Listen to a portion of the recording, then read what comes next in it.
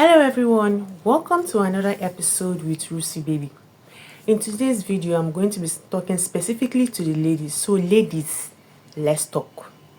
As a single lady, you're praying, you're fasting, you're attending relationship seminars, marriage seminars, asking God for a husband. But do you know that there are some things that you may be doing that might be sabotaging those prayers you're doing? There are things that when you do, they block the very blessings you're asking for. And that is what I'm going to be talking about in today's episode. Things that you may be doing that might be blocking the blessings, the very blessings that you're asking for. And until you deal with those things, you might actually be praying in vain. But of course, before I dive in what we have for today's episode, please don't forget to subscribe to my channel. Also like and comment on my videos as well. To all those that have been liking, commenting, sharing, subscribing, thank you so much. I really appreciate you guys. Thank you so much for that. I also want to use this opportunity to appreciate a very special someone. He has been really active in watching and commenting on my videos, and not just commenting, but giving a very educative and inspiring comment. Like a long one, but when you calm down and read his comments, it's really amazing, very educative. At Amici OB5000, I really want to use this opportunity to appreciate you, especially for taking our time to watch my videos, first of all, then giving very educative and inspiring comments. Thank you so much, sir, for that. I really appreciate it. I'm going to be reading out one of his comments, very inspiring and educative. I want to point out something very important that he mentioned. I'm going to read it out for all of us to listen to so that you can see that you can comment and still teach other people. It helps me to know what you think about my video, and it's an opportunity to enlighten other people as well. So commenting is very, very important. So I want to use this opportunity to specially thank at Mechi OB5000. He really makes inspiring and amazing comments. So I'm going to be reading out one of his comments. So he said, and I quote, "Very good message, very considerate, food for thought." Nice one. Thank you so much, sir, for this. You've given a lot for people to think about. But one key factor I wish to mention is touching on how a woman on her path before marriage would need to make a conscious effort to discover what it is to be a wife in modern society. Because gender dynamics have changed over time, and she would do well to not imbibe the perspective of feminists. I dislike feminists and chauvinists. So her discovery of what makes a good wife in modern society is what she brings to the table. Very, very important. She should have standards, logical standards. So not just having standards, but having logical standards. Logical standards that if the guy doesn't match up to, she should not accept the proposal. So teach women to not enter marriage based on wrong motivations. This is the biggest problem. Amazing. Very educative comment. Now, what I like about this comment is where he said, most important, she should have standards. Logical standards, not fantasies. Logical standards. That if the guy doesn't match up to, the woman should not accept the proposal. This is really amazing. I really love such comments. It's really inspiring. So thank you so much, sir, at Amechi OB, for giving a very educative and inspiring comment. Amazing. And that is how he has been commenting on so many of my videos. Not just commenting, but giving inspiring comments, teaching others from the comment section. That is really, really nice. I always encourage you, every one of us, to comment as well. So thank you so much, sir, for always being active in this channel. I appreciate you for that. So let's quickly dive into what we have for today's episode. What could be the things that might be blocking the very blessings that you're asking for?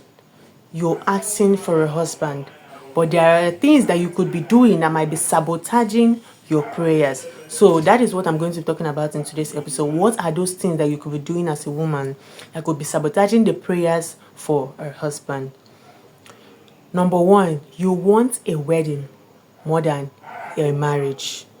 You're obsessed with the wedding, with the rings, the dresses, the photos, the occasion, the party, all those things is what your mind is focused on. You're not even focused on the main thing, which is submission, sacrifice, and service. You're not focused on the main thing, which is the marriage itself. The wedding is just for a day, but the marriage is forever. So many ladies are just focused on the wedding, having the biggest wedding in town. It is good though, it's good. If you have the money, go all out, celebrate yourself. It's once in a lifetime something, it is good. But that should not be your main focus. That should not be the only thing you should prepare for. As you're preparing for your wedding, the latest wedding in town, also prepare for the marriage. Like I said before, that the main thing in the marriage is the submission, the sacrifice, and the service. So God is not just going to give you a husband because you're praying for one. When you're busy thinking about a husband that you can just post on Instagram, on other social media platforms and pepper your enemies. No. Marriage is purpose and not performance. Another thing that could be sabotaging your prayers is when you're emotionally unstable. Emotional instability could be one of the things that could be sabotaging your prayers. You have to learn how to control your emotions. You have to be emotionally stable before you say I do. If you don't know how to control your emotions, anger, jealousy, insecurity, and the rest, my dear, you're not ready. Because marriage does not fix emotional instability. In fact, it will even expose it the more. So you have to learn how to control your emotions before you say I do. If you're still entertaining toxic relationships, then my dear, you're sabotaging your prayers for a husband. You're praying for a husband, but you're still talking with your ex from a toxic relationship. My dear, God is not going to give you a better person until you let go of the person that he doesn't want in your life anymore. So if you're praying for your husband, you should cut off from ungodly relationships. You should stop talking to your ex that you're no longer in a relationship with, a relationship that you came out from because it was toxic. And now that you said you came out from that relationship and you're now praying for a better person, why not cut all ties with that person? You shouldn't be talking with your ex and you're praying for a husband. No, you're sabotaging your prayers. As a woman, if you cannot submit to anyone, then my dear, you're not ready. You know, a lot of women see submission as weakness. Submission is not weakness. Submission is alignment. The thing is that it is from your own point of view. If you view submission as slavery, then you cannot be with a man. Because if you see it as slavery, then you will not be able to submit. And when you're not able to submit, you're trying to keep yourself as the head. You're now dragging the position of the head of the family. And a family or a body that has two heads is a complete monster. It will not work. What does the Bible command couples to do? Man, love, woman, submit. But a lot of women find it very hard to submit because of the way they view submission. Your point of view and your mindset, your understanding is very important. If you view submission as weakness, that is when you begin to struggle with the man on who to be the head.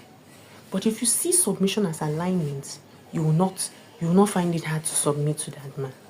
So if you cannot submit to anyone, it could be what is sabotaging your prayers for your husband. If you're spiritually immature, that could also be the problem. A husband is not a substitute for your spiritual work. Build yourself spiritually, build your spiritual life. As you're waiting for the husband, as you're praying for the husband, build yourself spiritually. Like I always say in my videos, the spiritual life of your marriage is very, very important. And you have to build it, you have to keep it alive. You say you're a man, but you don't even study the word of God. You say you're a Christian, you don't study the word of God, you don't pray. Nothing. No, that is very wrong. As you're praying for a husband, also prepare yourself in various aspects, including spiritually, because the spiritual aspect of your marriage is very important. It is even the prayers that will even help the husband to come.